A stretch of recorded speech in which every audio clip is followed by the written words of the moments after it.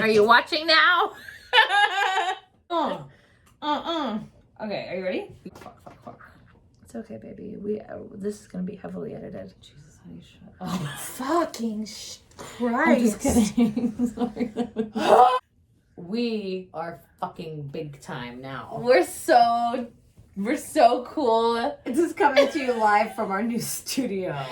Because of the pandemic, we had to transform our guest bedroom into the studio. It's been really hard for us. And really the hardest, most tragic part about the pandemic for everyone, I think, all over the globe has been having to put away some of their nicer linens. I had to put my gold duck in the basement. I had to put my Swarovski crystal bowl that I usually put potpourri balls in. I had to put it back in its Pier 1 box. No, I don't. It's luxury for me. Why is it called Cost Plus? What is that place where they sell like, oh my God. In my mind, everything they sell is like wicker furniture, and it smells so strongly of like cheap potpourri that you can you taste it. You don't just smell it. It's like you walk in that place and you taste the fucking store. Do you know what I'm talking about? I don't know what you're talking about. Oh man. I thought that was Pier 1 or Cost Plus World Market. Maybe. There's that place called 1,000 Villages, but that place is cool. I haven't been there. I don't know what you're talking about. In my hometown, it was next to that like creepy Christian bookstore. It's really weird that Christian bookstores exist, if you think about it. That's true. That's weird. It's weird that there's. I mean, I understand that there's a demand for it. Just get a Bible and get over it. Everything you need to know, you can find in the Bible. It's absolutely right. So, I am issuing a Patreon challenge. I'm throwing down the gauntlet. Okay. If we get a net increase of 25 new Patreon subscribers in the month of August, I am going to, from the comfort of our new luxurious video studio, I'm going to show everybody my hideous back tattoo. Which is crazy because you have real feelings about your back tattoo. Yeah, I call it my Spring Break 98 tattoo. It's fucking hideous.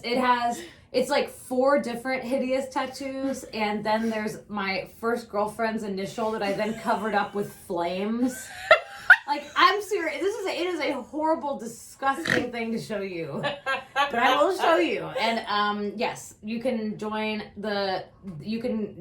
multiple, just fuck it, just forget it. If you want to do it, you can do it. It's patreon.com/manic episodes.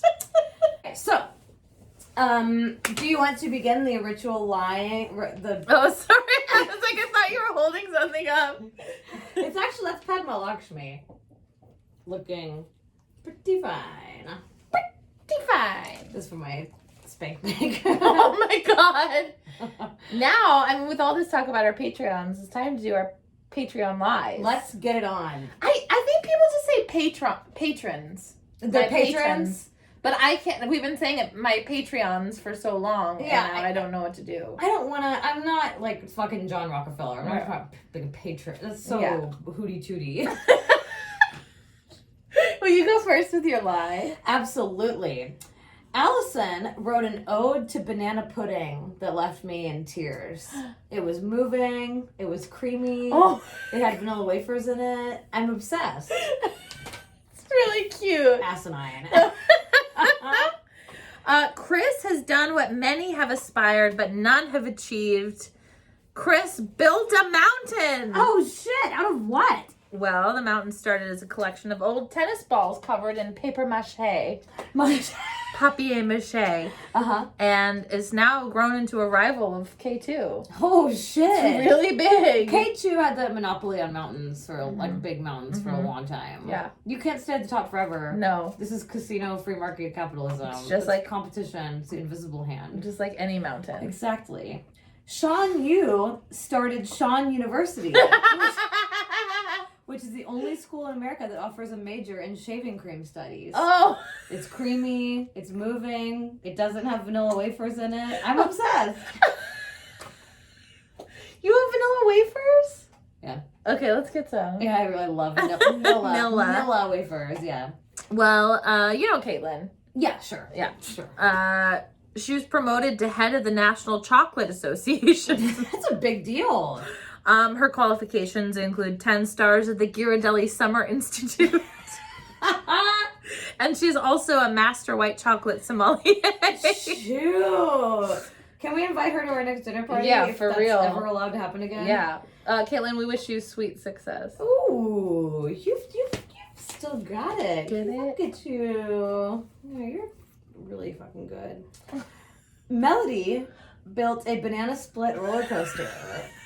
Riders soar over whipped cream hills between mountains made of cherries. It's creamy, it's moving, it's incredible. Jesus Christ. The lamentations of a dry drunk. Emily I has taken parasailing to a whole new level. The volume of your voice right now. Screaming. She has broken the record of the highest parasailing excursion ever. She parasailed to space. God damn, I knew it. I knew it was coming. It was a very fast boat. You love It required training at NASA. I like that you wanted to like add a component that made it grounded in reality. It needs speed. Claire saw that I burned my hand while cooking because of a stupid faulty oven mitt. Yeah. You know, that thing that we both burned our hands on? Yes. So she put aloe on my burn. It was creamy, it was moving. Shut up. I'm all better now. Did I already read that one? No. Okay. I asked Mary the other day, I was like, have you ever had that thing happen where you're in the shower and you're like, I have no fucking idea if I've already washed my hair? Oh my God, all the time. Oh, so that's what just happened to me. I do that with my meds too. It turns out I didn't take my meds for 5 days. Med roulette. Med roulette. That's when you just take 4 of them like all at once if you forget. Duh. That's how it works. Doy. Isabel had quite a scare today. Uh-oh. It was covered on all the news channels and did you hear about it? No. You had to have heard about it. It was everywhere. I don't listen to the fake liberal news media. Well, I'm so glad she's okay. As you know, Isabel is a city bus driver, and it seemed like a normal day until a guy named Jack got on the bus, and Jack told her, Isabel, there's a bomb on this bus, and it will 100% explode if you go below 50 miles per hour. After a harrowing adventure through city traffic, I quit. the police cleared a route for the bus to an unopened freeway. Isabel and most of the passengers were okay, but... You know, first of all, you know not to do this to me. Second of all, I feel like you should also really know not to do that to me when it's something that stars Sandy Bullock. And you just did it. You just did it. Susanna won the Excellence in Caterpillar Journalism Award for chronicling the adventures of Brian, a caterpillar who sealed the hole in an inflatable pool and saved the pool party. That's so cute. Yep, That's Susanna. a good children's book. Yeah, Susanna documented the whole thing. Good job, Susanna.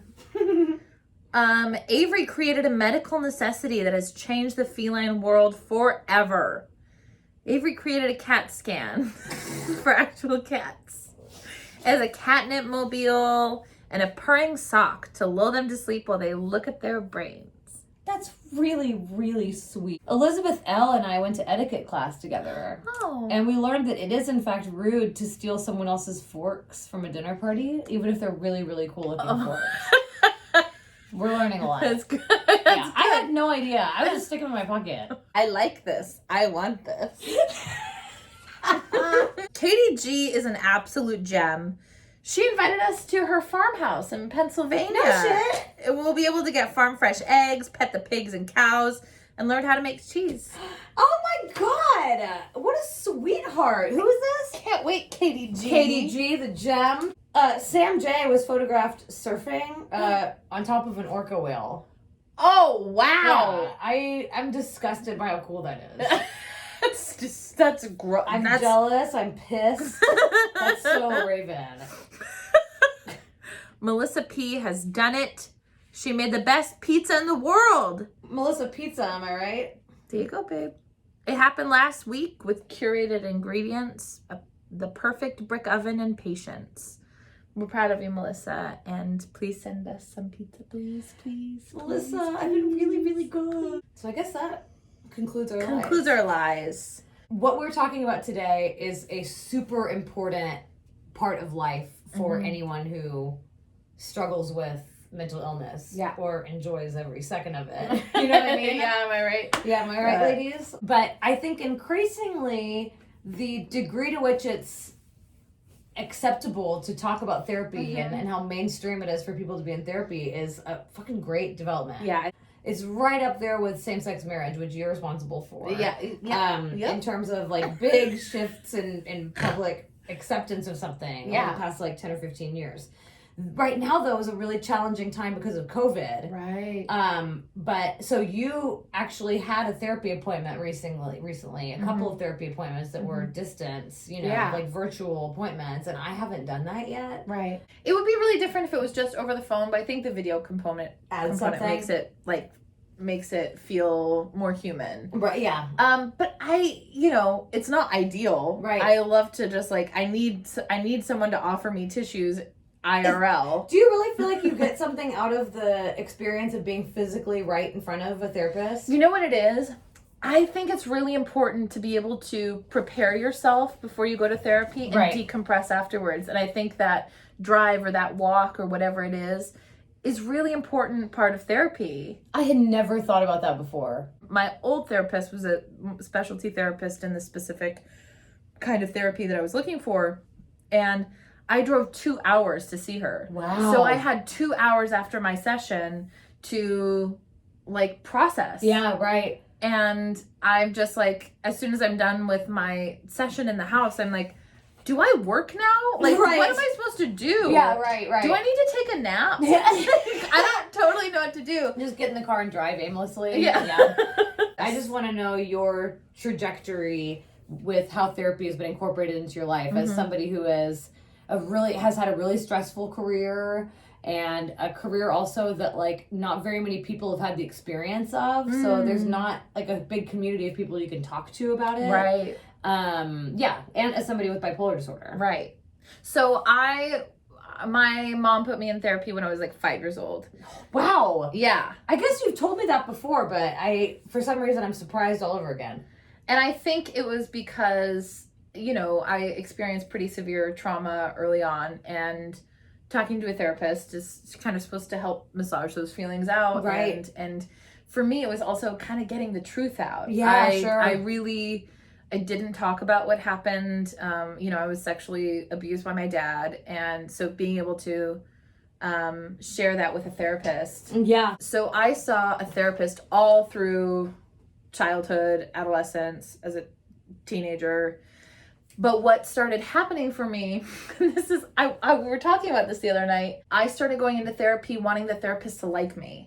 Sure, yeah, and definitely. Wanting to so be on my side that I don't know if I was entirely honest the whole time. Yeah. Or it was I wanted everything to be about how smart or well-adjusted I was. Right. And that I didn't really need therapy to sort of prove or convince somebody that I was fine. Right. And when I was 15, I got diagnosed with bipolar disorder, and I just never really did anything about it. Right. But I kept going to therapy. I would say therapy saved my life after I attempted suicide when I was 17. Right. She did EMDR and something called EFT and tap therapy as well. And I'm just the perfect person for that because I just believe everything works. Me too. If you commit yourself to it. Totally. I'm the world's biggest sucker. Yeah. Yeah. Because who knows? I don't know. I either. think they've done studies to see that it works, but I think if you go into alternative therapies besides talk therapy and are skeptical, then it's probably not going to be beneficial for you. Right. But it really, really helped me process trauma and these sort of opened boxes that I hadn't been able to close. Right. And then I think I've probably seen 25 to 30 therapists in my whole life. Wow. I think I would say about the same number for myself. So when did you start therapy? I started going to therapy when my sister and I were younger. I'd say maybe when we were 7 and 9. I'm 2 years younger than my sister. We had a lot of conflict with each other, as siblings often do. And so we got into a lot of fights. We just couldn't get along. And our parents kind of like threw their hands in the air and were like, I don't know what else to do. We're going to take you guys to like a child psychologist and put you in therapy and you guys can kind of work it out. The therapist said about me, I think that she should probably work with somebody one-on-one. Within a couple of years, I got diagnosed with ADD, and that was by a therapist, and that was totally fucking warranted. I was definitely was ADD then and now. So it started with that initial situational issue of not getting along with my sister, and then the therapist, so I had really good experiences with. I remember really enjoying going to therapy. They kept kind of bumping me up the chain of command, you know, until finally when I was 10 or 11, you went to the dean of therapists. Yeah, I went to the boss therapist. Yeah, I had to defeat the boss therapist. And that therapist, he said, and he was just one of those like this quintessential. Like, he would take his boots off while we were talking and sit cross-legged on this big recliner, and he'd have these, like, thick wool socks on in Corpus Christi, Texas, where it was, like, 100 degrees all the time. And we'd just play. He'd be like, you know, we don't have to even talk. Let's just, like, play games. And then halfway through the game, I'd be like, wait, we're talking. Damn it. You did it again, Dr. Farrell. This is not just about chutes and ladders. I remember he had a conversation with my dad, and then my dad said he thinks that you should probably go to a psychiatrist. I was like, oh shit, okay. And she pretty quickly said, and I remember, she said, like, you're one of the more textbook cases of bipolar disorder I've ever seen of somebody at your age, you know? And I think my dad was really freaked out by that. Both my parents were, because, you know, one of my dad's sisters had bipolar disorder and was in and out of institutions and things like that. So I think he was really concerned. Yeah. But the psychiatrist did a really good job of being like, it's no big deal. This is a diagnosis I see a lot. It's really good that we spotted this and diagnosed this, and y'all are all cooperative, and everybody wants for her to do better and do well. So let's just do this, you know? And I had all this support. And so I think I've been to about the same number of therapists that you have. Yeah. And overwhelmingly, I'd say the experience has been really positive. Yeah. Would you say the same? Yes. I'm a little reticent, just because I think there's something grueling about therapy. Yeah. That you have to find the right person. Definitely. And I think in order to do that, you just have to see lots of people. You have to try different stuff out, different people out. And I think that there's a real privilege and luxury to that. Not to mention the huge practical roadblock of it's really hard to find a therapist who's accepting new patients, or maybe that's just the area that we're in. Yeah, but I don't know. I have found it excruciating every time I've had to do it. And we've talked about this together. It's so daunting to switch therapists and feel like you have to explain every single bit of trauma and every diagnosis you've had and every medication you've taken. And that's the other thing too, is that therapists are not necessarily involved in your medication. Right. So those two things being separate has always been really hard for me. Yeah. I want to talk to my psychiatrist about what's going on. Right. And every psychiatrist I've had has not been interested in talking about it. They're just not, that's not their training. That's not. And, you know, and it's funny, they have this, like, I used to think it was really comforting for them to have this very detached, clinical, you know, tell me about how that makes you feel, what symptoms are associated with that. I don't really care why you feel that way. How can we address it? What side effects are you having? That used to be really comforting to me because I used to like to think of my mental illness as this purely pathological, chemical thing that had nothing to do with where I was been or where I'd been or where I was going, that it was something you could measure and quantify. But increasingly, I get really frustrated with those two things not being integrated. It's bizarre. Agree. Yeah. I remember the first time, so after I attempted suicide, I finally went to a psychiatrist, and she put me on a bunch of stuff. Yeah. And that was the first time I'd really ever been on medication. And I understand why she put me on. Sure. She put me on Seroquel and the medication I'm on now, lamotrigine. And I remember when I had that discussion with her where I was like, she was just not warm. We were not talking about my actual issues. I remember being like, this feels weird. And then I had a really awful, like, association with medicine? So I read this book when I was in grad school called Of Two Minds, and it was written by Tanya Luhrmann, and it came out in the early 2000s. And her observation of medical students who plan to go into psychiatry, who were focusing on psychiatry. Yeah. And she found that they really quickly split into these medical students would split into kind of two camps. And this one kind of branch of them, mostly men, would be attracted to the idea of this super clinical kind of balancing of brain chemicals and looking at psychiatry as this hard and fast science. And then there'd be sort of the more touchy-feely psychiatrists who are more interested in talk therapy, but that predominantly, since you're in medical school, there's pressure for you to be like a scientist. Right. And there's nothing sciencey about that arm of psychiatry. But the thing is, actually, in my experience, and maybe this is just because I studied literature at an advanced level for years and years, but coming from someone who has encountered, like Jungian literary analysis and Freudian literary analysis, psychoanalysis is historically an art, right?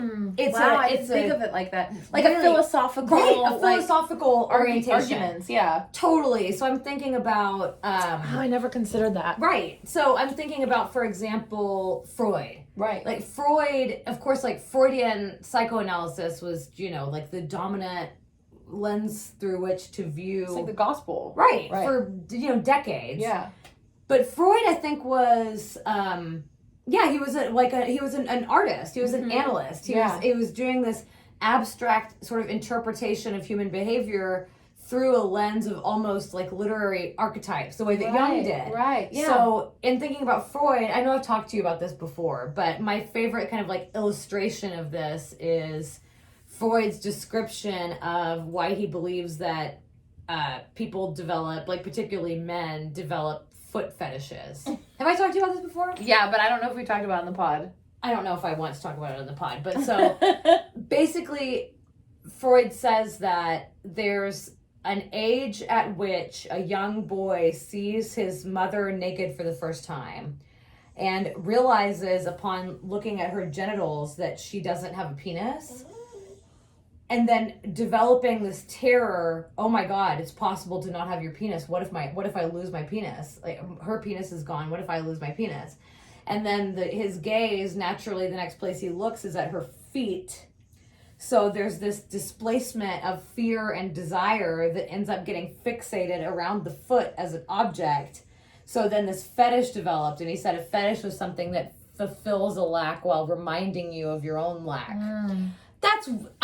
Everything about that, I think, is an interpretive, throwing stuff against the wall to see if it sticks. That's something that I thought of when I was stoned, like at 1 a.m. and wrote down in my phone, like as a possibility. But think about the way that he dictated the direction of psychotherapy for so long. I mean, that old trope, the joke about like lying down on the couch and the therapist in the tweed jacket says, "Tell me about your mother." That's all Freud. Yeah. Because of this belief that your experiences with your parents end up shaping your, like, particularly sexual desires later on. And that you have this, the id and the ego sort of competing in you, and that your ego is sort of the way that you understand yourself to be seen, your existence in the world. All that stuff to me is artistic, it's interpretive. But it guided the science of psychotherapy for a really long time, right?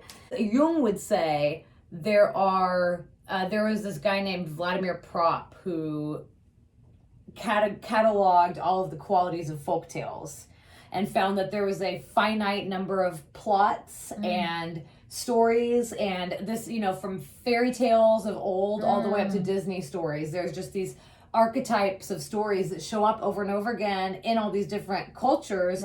Jung argues because they speak to us about some fundamental component of the human experience that is universal, and that's why those stories stick around. And what do they say about Tom Cruise's speed?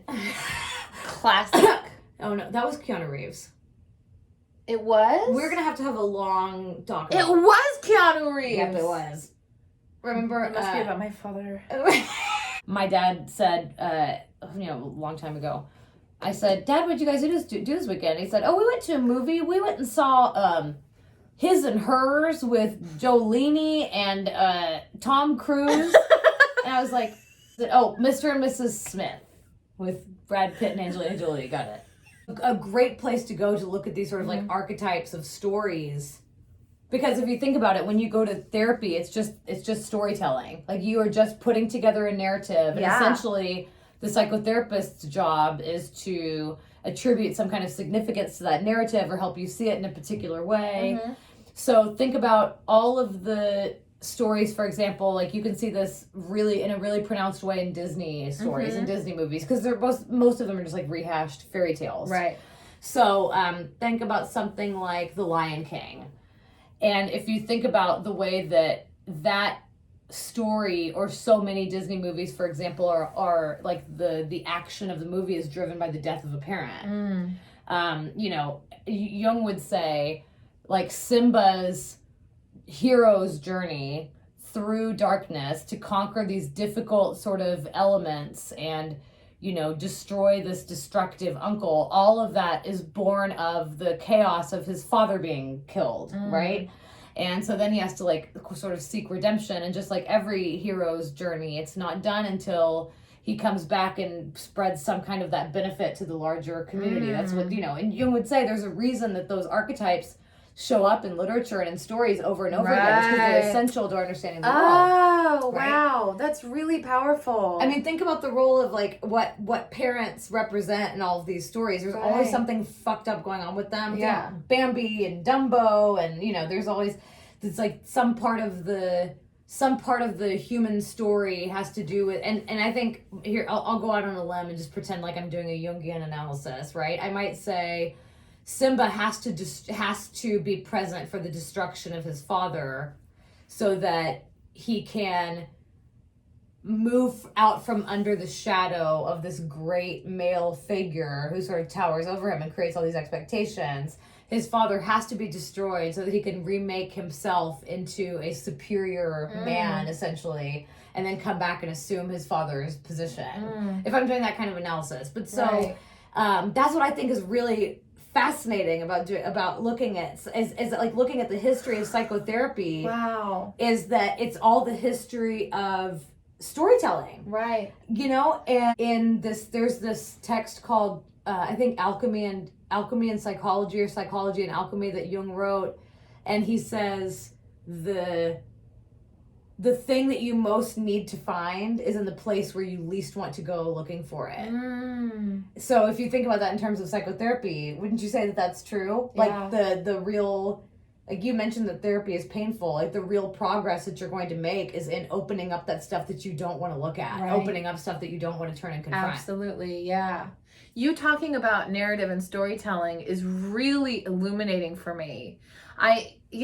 For the last, I would say like 4 or 5 years, I've really been trying to break open this concept of like absolute dogmatic thinking of these things are good, these things are bad, there are good decisions and bad decisions, there are good bodies and bad bodies, there's good food and bad food. Right. And in our lives, when we tell these stories to our therapists and like create a narrative to find some sort of structure about things that happen to us, we make good and bad. We make like I am the protagonist of my life, and this thing that happened to me and this person that happened to me was inherently bad. 100%. And I think what happens in that thinking is it creates absolutist perceptions of people elsewhere. Absolutely. And once you assign like a morality to people,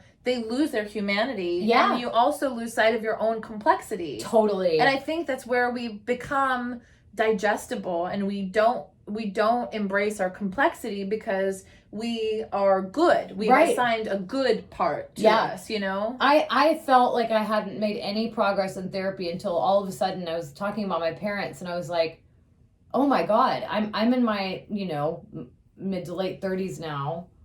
my parents were at one time in their mid to late 30s. Like, they're just people. They were just people who fucked up and didn't know what they were doing. And, you know, just like everyone had their own shit and their own traumas and their own flaws. And that's a real revelation. But you're right that it requires looking at your story in some way that removes you from the position of being the protagonist. Right. And that's the way that we all experience the world. It's like, I was behaving with my, you know, best intentions, and I was good. And even if I screwed up, you know, I've always had this tendency to think, like, if I screw up, well, there were those other people, like the people I hurt, they screwed up too. They were bad too. Yeah. You know? And part of what I wanted in therapy was for somebody to say, yeah, actually, that's fucked up. I'm really sorry that happened to you. But I don't know if I need that, or if I need somebody to say, have you ever thought that you were an asshole in that situation? You know? Milan Kundera, that novelist, said something like, you go through something really twice in two totally separate, distinct ways. One is when you actually live through something, and the other is when you remember it. Wow, and they're not the same. Right. Like, have you ever had a story where you'll tell a story, you'll say, do you remember that time I went outside and I sledded down that hill in the front lawn and I knocked over the trash can and Dad got mad at me, and like your sibling will be there and be like, that was me. All the time. That's weird, but that's how memory works. Right. And we want everything to be understandable and digestible, and we remove things and we edit things and we make it look the way we want it to look. Totally. And what gets lost in that? You know what? Did you ever read, there was an insert for a Fleet Foxes album, and there's like an insert, and it had like nothing to do with the album, but it was like just this yellow sheet, and it really spoke to me, and it said, stop remembering photographs you've seen of yourself as a child as your memory. Wow. And I'm thinking, I can distinctly see all these like photos of myself when I was a kid, and I'm back there. I remember the thing. But then I'm like, do I really remember that? Right. Is the photo really triggering that? Or has the photo manipulated my memory of what happened? Yeah. You know? It's so, I know that there are some stories in childhood that, like, through telling them throughout my life, I added details so that it made the story make sense, you know? Because there'd be some detail I couldn't remember, so I'd add it in. Totally. And then I started remembering that version that I totally buttressed with all these external details. Right. So memory is a really funny thing. And the telling of stories is a really funny thing. And I, as somebody who has, like, I mean, I think that stories are how we make sense of the world. And we're constantly telling stories. Absolutely. And as we experience something, we are justifying it through the construction of a narrative, and there are heroes and villains. And I do think that to a certain extent there are these sort of narrative archetypes that have shaped the way that we expect the world to work, and they shape the way we expect our relationships to work, and our parenting to work. And therapists have to be aware of that, right? Like, people are telling stories in a way that is not giving you the whole picture. You mentioned earlier that you wanted therapists to like you. Yes. I don't know if I have ever gone to a therapist and been completely candid. Really? Not about everything. Yeah. Like, and then, like, I think I'm getting better about it now. But the issue of, like, confidentiality used to really concern me. I also just weirdly, I guess for the same reason that, you know, people don't tell their doctor how much they drink. It's like, you don't want to be judged. Yeah. And it's scary. Yeah, absolutely. That's part of the deal, though, is it's about control. It's about when shit happens to us, whether it's like, you know, self-inflicted or not. Right.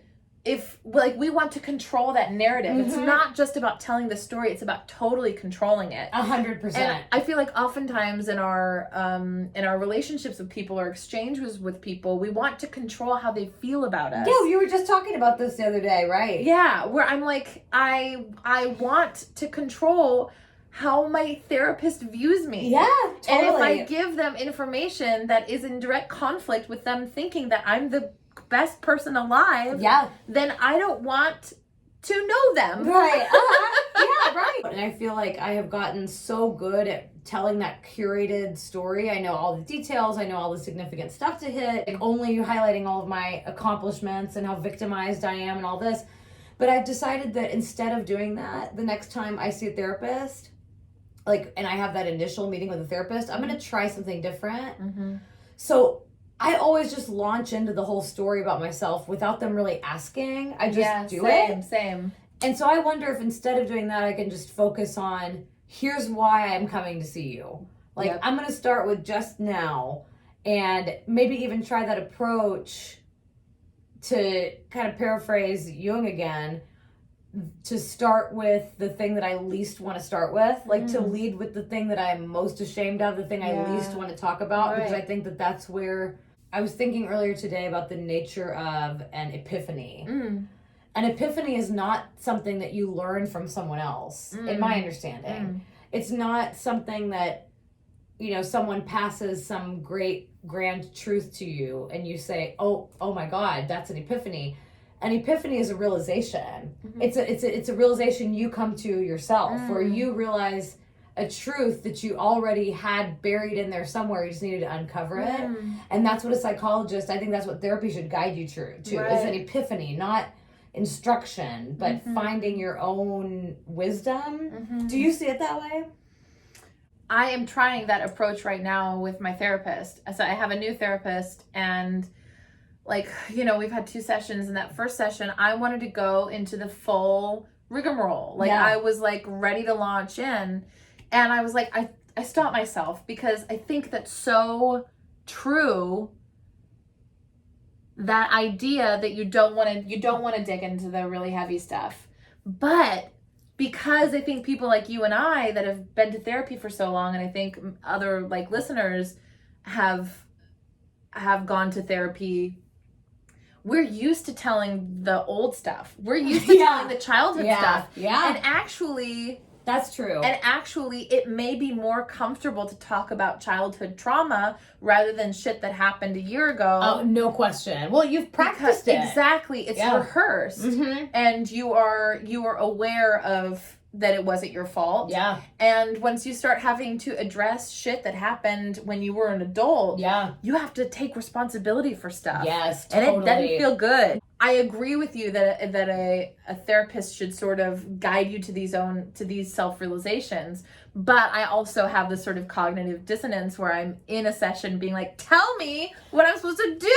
Totally. And that's also why, not to sound like the biggest little snot in the world, but that's why I had trouble finding a therapist that I liked as an adult, because I didn't want to go to a therapist who if I knew I was smarter than them. It really bothered me. I felt that way for like a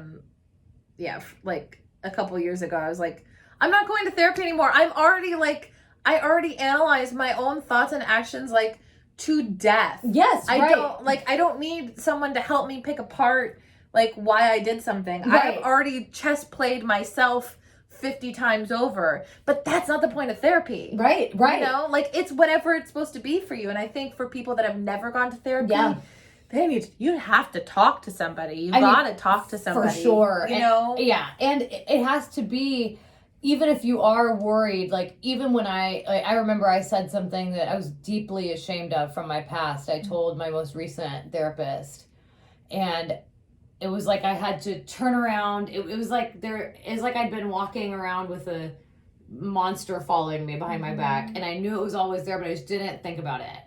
And so in talking to her, I decided I'm going to turn around and look this in the eyes. Like, I'm going to turn around and face this.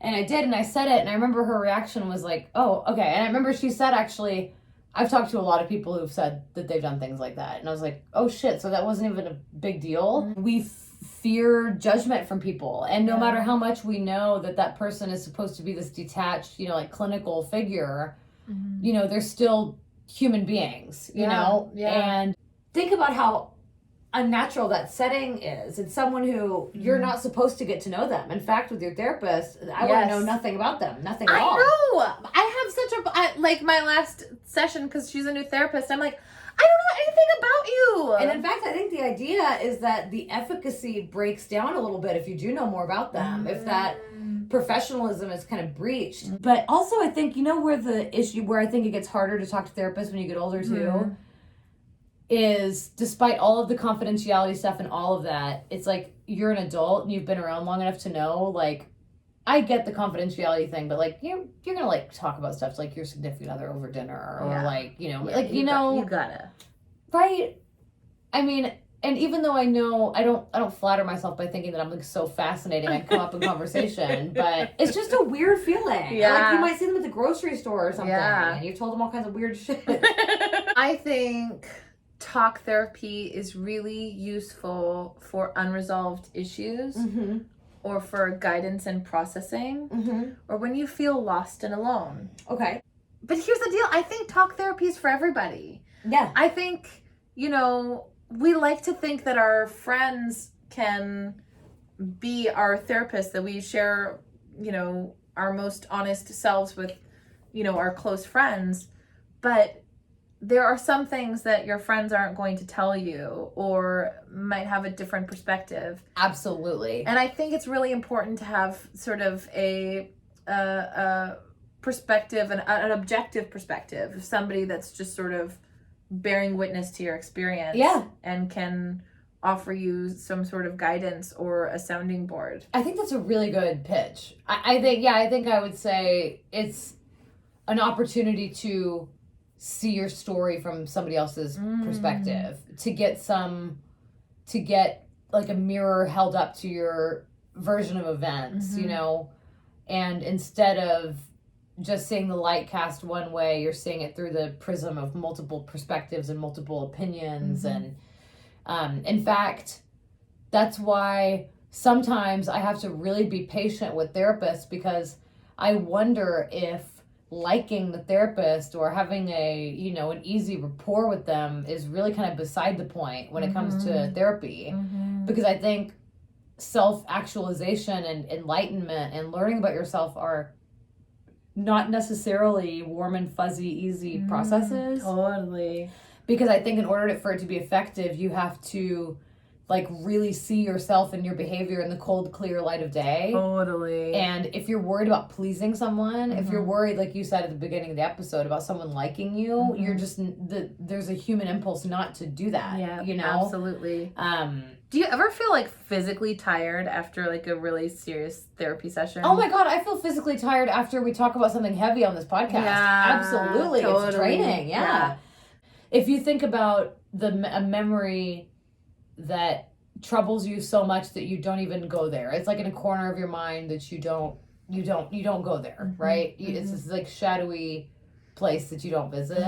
Yeah. It reminds you of things that you're afraid of, what you don't want to revisit. It's patterns of things that you're afraid of, times that you weren't in control, or times where you were in control and fucked something up, or times when you were in danger. I think that's the kind of component that ties all trauma together, right?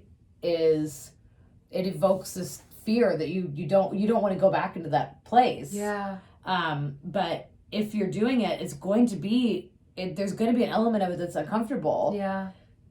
So yeah, I think you will be tired. I do always feel tired, but I also feel like I really do get this huge boost of confidence in being like, I'm the kind of person who will willingly go back there. Yeah, totally. Right? Yeah. I want to start a foundation where it just pays for people to go to therapy. Totally, yeah. For people that can't afford it. Because I think it's just such a valuable resource. So if you can't afford therapy, what are some options, do you think? If you can't afford therapy, there are training clinics. It's cool. That if there's a major university near you, I think getting in touch with the university and like if they have any kind of a counselor, or if they have a program that trains future clinical psychologists or counselors, there are training clinics, so that could be a good way to go. There are also community mental health centers in a lot of places that have free or low cost options. So that would be something useful. So if you look at your state government website or use Google and just look for Department of Human Services. Also, support groups would be another great way to go if there are community support groups. I mean, I know people who have not been alcoholics, but who've gone to AA meetings just for like a place to go and talk to people about stuff. Yeah, and I think there's some community like group therapy like meetups that like have like sliding scale. Or I think you can even talk to therapists about sliding scale. Or payment plans, yeah. Well, yeah, payment plans. And another thing that I would recommend is like, I don't want to say a last resort, but depending on people's relationship with religion, is that a lot of churches have support groups for different stuff, or like an opportunity to like talk to somebody who's a member of clergy, or, you know, like just as a way to like connect with people. Because I do think that that's a really important component. Yeah. Is like seeing some larger purpose, some larger, you know what I mean? Yeah. A larger like connecting tissue between people or between our lives. Yes. Now it's time for our segments. We have a segment that I wanted to call Give Me a Jingle. But I don't know how you feel about it. I like that. Yeah? Well, give me a jingle. Give me a jingle, Jimmy. You know what I mean? Give me a Jim Jam Flim Flam. Jingle Jangle. Jingle, I hardly know her. This is brand new. Yep. We're gonna give each other a prompt. Something for which the other person has to write a jingle. And how long do we have to come up with the jingle? 5 seconds. Okay. You ready? Yeah, I'm scared. Okay. Birdseed. 5, 4, 3, 2, 1. Who's coming to the window? Is it a bluebird, a yellow bird, a red bird? And what do they want from me? They want birdseed. Can we address now the fact that in terms of our preparation for this segment, there's a little bit of an imbalance in talent? No, you are so good on the spot. Nobody wins. Everybody wins. Everything is a competition. Okay. Are you ready? I'm ready. Blueberry smoothie. 1, 2, 3, 4. Are those seeds in my teeth? I've got seeds in my teeth from my blueberry smoothie. Yeah! You like it? Yeah. All right. Ready for your next one? Oh, yeah. Okay. Kamala Harris. Oh, fuck. Do. She wasn't my first pick. Maybe she was yours, but I'll be happy when the dance went down the road. Kamala Harris, we love you now. It's kind of a backhanded compliment. You're good. We love you now. Grassroots organizing. Oh, Jesus Christ. I don't need George Soros. I don't need his money. Because I've got my own seed. I'm gonna plant some grass. I'm gonna make some changes with my grassroots organizing. That was really good. Your eyes when I said George Soros, you're like, Oh, shit. Charlie horse. Okay. Ooh. Ouch. Ooh. Ouch. I can't do that. No. I won't do that. No. I can't run anymore. It's a Charlie horse. That was fucking perfect. Hold on.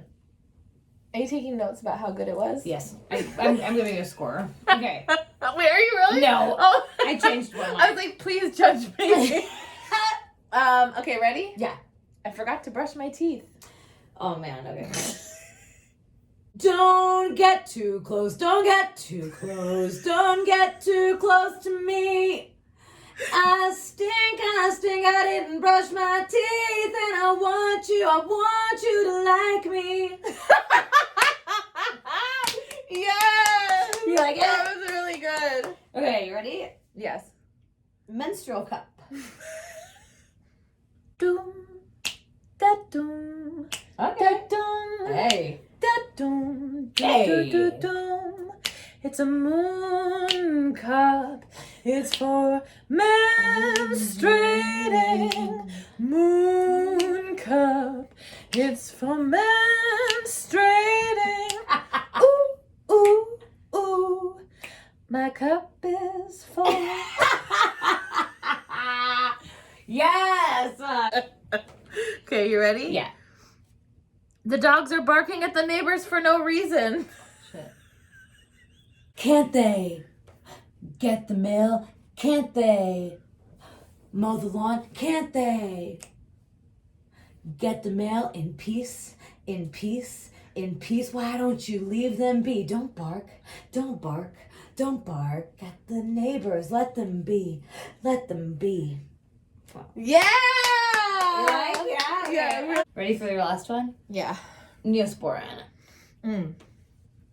Hey, gotta cut. I gotta cut. I gotta cut. I gotta cut. Is that it? No. I gotta cut. I gotta cut. I gotta cut. Slip me some of that Neosporin. Yes! Are you ready for your last My one? last one? Okay, this is gonna be my best. I have a feeling. Crockpot. Hold on. Want some chili? I want some chili. I said, I want some chili. Oh, baby, ooh, I want some chili. But not now. Not now. 7 hours from now. Yeah! You like that? I love it. You ready for your poems? Yes, I'm so excited. You go first. Or actually, I'll go first. You go first. Yeah, I like it when you close us out. Yeah, let me close this out. So this is a poem by Juan Felipe Herrera, who has a new collection out called Every Day We Get More Illegal. Yeah, isn't that a great title? Yeah. And he was the U.S. Poet Laureate. I had a U.S. Poet Laureate I talked about last week, Yeah. actually. He was the Poet Laureate from 2015 to 2017. Okay. And yeah, his new book just came out. And this poem is called I Want to Speak of Unity. I want to speak of unity, that indescribable thing we've been speaking of since 67 when I first stepped into LA. With a cardboard box luggage piece, I was distracted by you. Your dances askew and somersaults, the kind you see at shopping centers and automobile super sale events, the horns and bayonets most of all. I wanted to pierce the density, the elixirs of everything, something, like Max Beckmann did in that restaurant painting of 37 or 38, exiled from Germany, banned and blazing black jacket, that everything, in a time of all things in collapse, that embraced that particular set of syllables of a sudden attack, or just a breath of a song, the one I would hear back in the early 50s, when I walked the barren earth with my mother and father, the sound of one when Luz still lived and Felipe still parted the red lands, and no one knew we existed in the fires, the flames that consume all of us now. Oh, wow. Fuck. Yeah, I love that. Man. I really like that, like the places that it kind of visits along the way. Yeah. It's like sort of like ubiquitous American places. Yeah. It gives this like really deep sense of disconnection. Yeah, I feel like the chronology and the timeline of his life. Yeah, totally. Okay. This book is out of this world. This is Tiana Clark's I Can't Talk About the Trees Without the Blood. Every line, every poem have just been like, holy fuck. Yeah, you've been like freaking out in the other room about that book. Yes. This is called Soil Horizon. And it starts with a little quote. The ghost of history lies down beside me, rolls over, pins me beneath a heavy arm. And that's Natasha Trethewey. My husband's mother wanted to take the family portrait at Carnton Plantation. I was the only person she called to ask if it was okay. She said, we could redeem the land with our picture. My brown skin acrostic to the row of their white. She said, can't we just let the past be the past? I was silent, my cell phone glowing warm against my cheek. I was driving, red light, then go. She said, it's practically in my backyard, and that her boys played on buckled fields of green graves growing up. There are so many fun places to shoot. Oh, and that big magnolia is in bloom. Mm. Fragrant milky petals and waxy greens by the red brick house and the large front porch with rocking chairs tipping back and forth above the purpled stains of Confederate blood. Mm. I said it was fine as long as we weren't by the slave cabins, and she laughed, and I laughed, which is to say I wasn't joking at all. She kept saying redeem, as if to say we'll make it acceptable, restore and atone, buy it back, pay it off, we'll redeem it, she said again, her voice swelling like she was singing, and as if we really could. How do we stand on the dead and smile? I carry so many black souls in my skin, sometimes I swear it vibrates like a tuning fork when struck. A staff officer wrote, the wounded in hundreds were brought to the house during the battle and all the night after. And when the old noble house could hold no more, the yard was appropriated until the wounded and dead filled that. The plantation was named after Kearns, prophetic stones marking a mass grave still speaking. How the body leaves its mark on wood, plum dark and greasy from the shot, stippled and amputated. My tongue was cut off when she asked me again, are you sure it's okay? I was waiting at the red light. My cell phone burned from the hot battery in my hand. Even the dark layers of dirt must testify how the Battle of Franklin turned the farmstead into a field hospital. Thousands of casualties during the war for states' rights, the brochure said. And now it's sold out for summer weddings with mint juleps and sweating silver cups, cannon bursts from weekend reenactments, and photo shoots for graduation, pregnant couples, and my new family. It's raining. The photographer is snapping and directing us toward the daffodils, the shutter opening and closing like a tiny guillotine, clicking. I'm staring at the black eye, clutching my smile. Light drizzle turning my pressed hair slowly back to curls, the water percolating, weathering its way down to the bright green topsoil, fertile with the past, organic and holy, wet as Dixie myth, mixing with iron, clay, aluminum, and revision, romancing the dirt and undead, turning the silt into the subsoil, steeping farther down deep into the dark pocket of earth, to the parent material layers of large unbroken rocks, down to the antebellum base, the bedrock of southern amnesia. Can't we just let the past be the past, she said, her voice swelling like she was singing, and as if we really could. In the portrait, my husband is holding my hand, his hand that dug for bullets as a boy. God, that was so good. Some of those, first of all, I feel like the title of that book, it just corresponds beautifully with that poem. Completely agree. But I love that a couple of those phrases, like the wet as a Dixie myth. Yeah. The bedrock of southern amnesia. That was the one for me. Yeah, I just got done reading that book that I mentioned last time, Say Nothing, about that murder in Northern Ireland. And so the idea of like historical memory and forgetting and like what responsibility we have to remember our stories accurately is. Talk about therapy. America needs therapy. Yeah, no shit. No shit. Thank you for that. Yeah. All right, we did it. Yeah. From the brand new studio, it's Ryan and Mary.